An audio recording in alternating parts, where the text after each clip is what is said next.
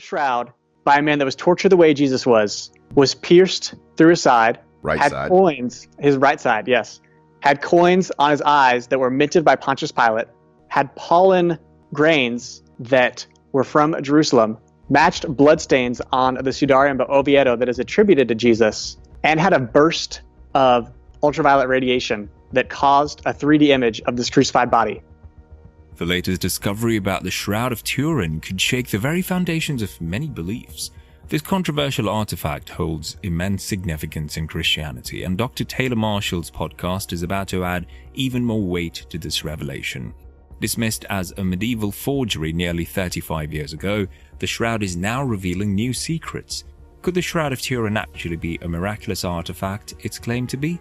According to Christian tradition, the Shroud of Turin is believed to be the burial cloth of Jesus Christ, the very fabric that wrapped his body after his agonizing death on the cross. However, if we analyze the shroud based solely on facts, we uncover additional details. The Shroud of Turin, measuring approximately 14 feet long and 3 feet wide, was first photographed in 1898 by amateur photographer Seconda Pia. The photograph's negative revealed what many had long believed through popular piety, the outline of a man imprinted on the cloth. While we may never know the identity of this man, science has allowed us to ascertain numerous details about his cause of death. But did you know that in 1978, the Shroud of Turin underwent a series of non-destructive tests using some of the most advanced equipment of the time? And here's where things get really interesting. First of all, the man in the shroud was approximately 5'10" tall and weighed about 176 pounds, although determining his ethnicity from his features proved difficult. The cloth is made from flax fibers woven into a 3-to-1 herringbone twill, a pattern commonly used in ancient Middle East but not in Europe when the shroud first appeared there in the 14th century. But that's not even the most mysterious part. There is no trace of bodily decomposition on the shroud, suggesting the man was unwrapped during rigor mortis, which generally lasts less than 48 hours after death. Interestingly, an oval-shaped wound, 4 centimeters long, can be seen on the right side between the 4th and 5th ribs. The blood from this wound is not coagulated, indicating it came from an already dead body.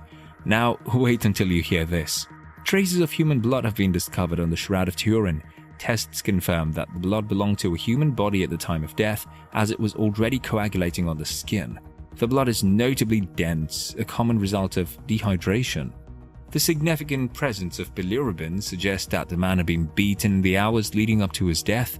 Blood samples taken from the cloth were identified as type AB, which also helped in determining the DNA of the man. However, experts note that the blood is so old and degraded that only a few DNA segments were found, ruling out any possibility of cloning. Other DNA experts argue that the shroud is so heavily contaminated that no DNA test, regardless of precision, could ever be deemed definitive. But that's not all. The man's chest, back, and legs bear over 100 small round marks, less than an inch in size, caused by tearing and subcutaneous bleeding. These wounds, grouped in 2s and 3s, seem to have been inflicted by flogging with a Roman flagrum, a wooden stick with multiple strings tipped with barbell-shaped lead balls. The pathology of the image on the shroud also indicates that the man was beaten by 2 individuals, one on the right and one on the left. The one on the right, who was taller and more vicious, was likely left-handed unless he was striking with a backhanded blow. Large rectangular bruises below both shoulder blades and above the right shoulder blade suggest the weight of a heavy, tough object, possibly the horizontal beam of the cross that convicted prisoners sometimes had to carry to their execution site. On the frontal image of the shroud, the imprints of the upper limbs are clearly visible. The arms are slightly turned outward from the elbow, with the left hand resting over the right. A bloodstain is evident on the left wrist, likely from 2 blood flows originating from the same wound, reflecting the different positions assumed during crucifixion, supporting the weight on legs and feet, and hanging from the wrists. Only 4 fingers of each hand are visible.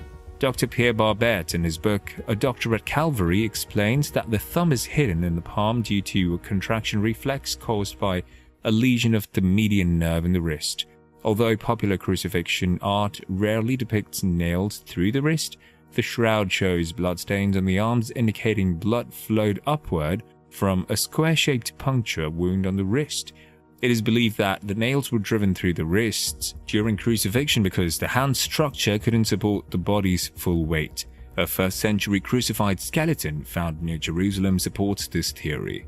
These eerie similarities to the events surrounding Jesus led many to believe that the shroud bears the imprint of Christ's body. Despite numerous pieces of evidence, skeptics have continued to challenge this belief, aiming to debunk it as forgery. However, a groundbreaking scientific study is now set to change everything. Normally, wrapping a cloth around a person doesn't produce a clear image of their body and face. This is what makes the shroud so fascinating. Proponents argue that when Christ resurrected, a unique energy from his body imprinted a supernatural image on the cloth. Both Pope Paul VI and Pope Sixtus IV have shown significant reverence for this relic. The cloth, about 14 feet long and 3.5 feet wide, first appeared in the mid-14th century. However, French Catholic Bishop Pierre d'Arcis quickly declared it a forgery. It's peculiar that there's no historical record of this remarkable burial cloth for over 1,000 years after Christ's death, and none of the early disciples mentioned such a cloth. Did you know that in 1988, an international team of scientists performed radiocarbon dating on fragments of the Shroud of Turin, which some believe is linked to Christ's crucifixion? The results suggested the shroud dates back to between 1260 and 1390 AD, challenging its connection to the 1st century AD. How could it belong to Jesus if it's more than 1,000 years younger? And this is where it gets interesting. Shroud experts and investigators have questioned the accuracy of this dating, suggesting contamination during testing. Microbiologist Professor Stephen J. Mattingly from the University of Texas proposes that bacteria, rather than fire, might have affected the carbon-14 dating results. Radiocarbon dating measures carbon-14 absorbed by living organisms from the atmosphere. After death, the organism stops absorbing carbon-14, allowing scientists to estimate its age by the remaining carbon-14. Mattingly argues that bacterial contamination accumulated over centuries could skew the dating results. He and his colleague identified various bacteria on the shroud, some of which produce substances potentially preserving the cloth. Mattingly even suggests bacteria might be responsible for the shroud's image. His theory posits that bacteria from the wounds of the crucified man formed a biofilm, leaving a faint imprint on the cloth that darkened over time. To support this theory, Mattingly conducted experiments using bacteria from his own skin, producing a biofilm that transferred a photograph-like image onto linen. This indicates a possible link between bacteria, biofilm, and the mysterious shroud image. Ongoing experiments aim to isolate the compounds responsible for the color and enhance the quality of the facial images. The evidence supporting the Shroud of Turin's authenticity is compelling, making it hard for an open-minded person to dismiss. But let's take a pause for a moment because things are about to get really important, and you might want to pay close attention now because this all ties to the new evidence revealed towards the end of the video. Recent scientific examinations conducted on the renowned Shroud of Turin have unveiled that the flax utilized to weave the linen originated in the Middle East. The findings from isotope tests offer fresh evidence suggesting that the shroud is indeed the authentic garment used to enshroud the body of Jesus Christ after his crucifixion, refuting claims that it was a medieval European forgery. Cloth fragments taken from the shroud reveal that the flax used in its creation came from the Western Levant, an area now encompassing Israel, Lebanon, and parts of Jordan and Syria. William Meerkamp, the American archaeologist who initiated the study, commented, "With a likely origin in the Near East, new uncertainties arise regarding the interpretation of the shroud as merely a fabricated relic crafted in medieval Europe, and fresh inquiries emerge regarding the significance of the image imprinted on the cloth. The potential that this fabric is indeed the burial shroud of Jesus is bolstered by this recent evidence. In my opinion, that remains the most plausible explanation for the shroud." As a board member of the Shroud of Turin Education and Research Association, Meerkamp secured permission to examine 5 out of the 7 threads held by the group. The threads were sourced from a sample called the Rares piece, which was extracted from the shroud in 1973 for textile analysis. 14 threads were provided by the Turin Archdiocese to physicist Ray Rogers, a member of the American scientific team that conducted an on-site study of the shroud in 1978. These threads were later transferred to Stera, The testing was carried out at the Stable Isotopes Laboratory of the University of Hong Kong, which was the capability to analyze very small samples, even less than 1 milligram.